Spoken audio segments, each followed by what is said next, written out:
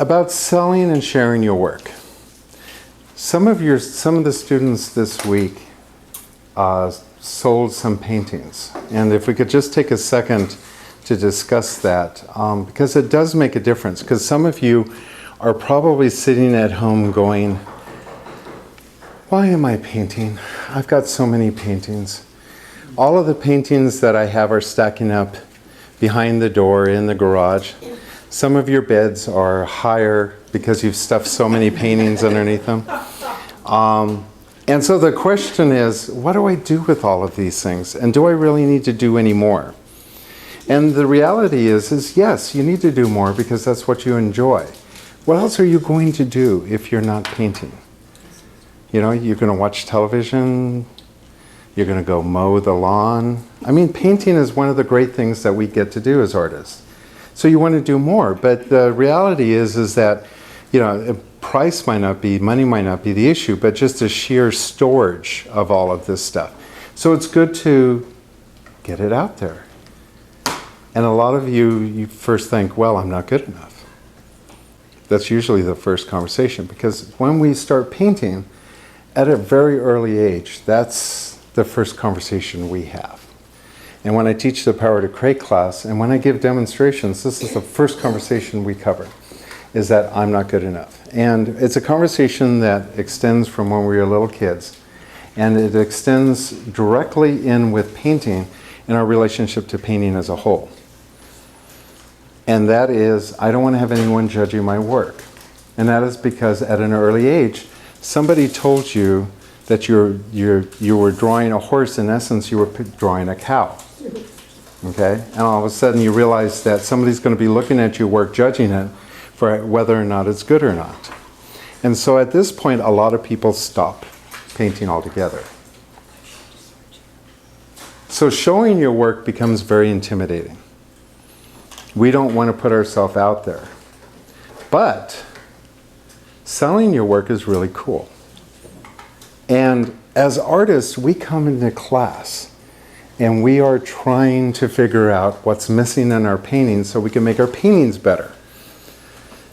And so when we look at paintings as a whole, and when we look at our own paintings, we're always looking for the mistakes. What could I have done better? What should I do better? Some of you start bringing up paintings that are 5 years old, going, well, I need to put more light on them, I need to do this. When in essence, you've moved on so far away from that conversation that the paintings just need to go away. The scary thing is if you physically throw them out, they will come back and haunt you. I've had people come back and say, guess what I found at the flea market? When I know very well that I threw those paintings away at the dump. One time I was at the dump throwing my paintings deep into the pile, and I looked across the way and there was another artist with a pickup truck doing the exact same thing that I was doing. Little did I know that there were people waiting for me to drive off so they could go and scavenge all of the stuff we were throwing away. And lo and behold, a year later, I get a phone call from somebody that's bought it over at the San Jose flea market. They bought the painting because it had my name on it, looked me up, and they wanted to know whether or not he could finish it. And I said, well, yeah. I mean, you know, so he brought the painting. I go, oh my God, I threw this away. How did you get this? And he said he bought it at the flea market, but it did come back. And so I ended up with a student, lo and behold. So it's always good to put your name on the back of the canvas because you don't know when it comes back. It might benefit you, or it might be a future collector, who knows. Wealthy people do walking around at the flea market on Sundays with nothing to do. So it could very well be that these things will haunt you. But the reality is that you produce fabulous work and you want to put them out there. So Darla and Levon went down and said, you know, they live in a mobile home area and they have a clubhouse. So their overflow is now filling the hallways of their clubhouse, and lo and behold, there are people that are their neighbors that are actually buying paintings from them. Now, is it because their work is better than other work? Yes, because they're in my class. But it's exposed. The pizza man is not going to walk into your house and say, hey, I want to buy that painting. You need to put your work out there, and you need to be quit being the executioner and the judge on your paintings. Because the paintings that sell are not the ones that you think are good. In fact, which painting did she buy, the one lady buy? She came into the house and she bought what? The egg.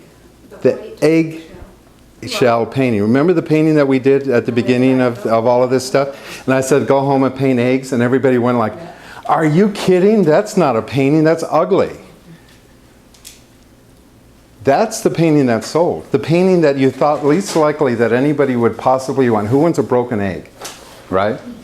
Who would want a painting of that? That's the painting that she sold. Plus a couple of more. And then Chris, you sold a painting. Right, one of those two that I just made that match each other. And where did they buy the painting? At the bean scene where I'm displaying for 11 paintings there for 2 months. There you go. Now, had she not gone to the coffee house and said, hey, I want to display my paintings? Coffee houses are a great place to exhibit your work. It's part of the Sunnyvale Art Club. Yeah, so you do have a wall or two there that are part of the club. But if you're going to sit at home and collect your work, I myself am guilty of that. I am the biggest Baumann collector there is. I have paintings that, are, unbelievable amount of paintings because I just don't want to let loose of them. So I know what it's like to carry around your past. I've got it in my basement, overflowing. But you need to get your work out there, and you need not to judge it.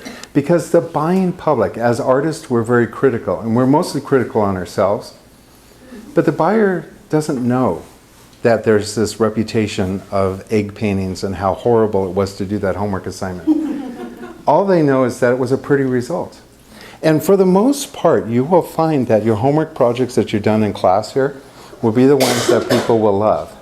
And you'll sit there and go, but I have this beautiful landscape painting that I spent 6 months painting. Why wouldn't you want that?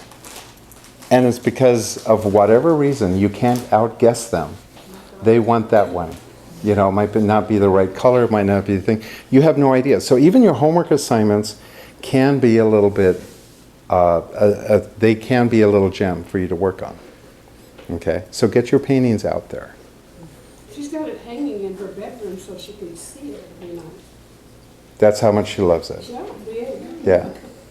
Yeah. Imagine if you stumbled upon a Rembrandt egg, in a flea market. Not so far-fetched because they just found a Renoir in a flea market, a little 5x7, right? Somebody found one of the Fabergé eggs. It's like $300,000. They paid $15 at a flea market. And you would think, oh, who wants an egg, right? Or could possibly. There are treasures, but you are contributing treasures yourself. So don't undersell yourself. Get your work out there. Best place to go, coffee houses, because they have a sitting buying public. And if you can work with a coffee house, you can build up an entire career. You don't need to have a gallery. You don't need to have an agent. You don't need to have advertising. You just need to get it out there. This is a clubhouse that very few people use except for parties. But the people are seeing it. And you have to get it out of your circle of friends. Most of you don't have any friends that buy any paintings, so you think nobody buys paintings. But there are people out there that buy paintings. And surprisingly, not very good ones, because they don't know any better. We do. But they'll buy anything. And so you can start dispersing your paintings out there, and they're just happy to own an original as opposed to a print. So get your work out. Huh? They buy whatever appeals to them. Yeah, you have no idea. Okay, so get out there and sell your work.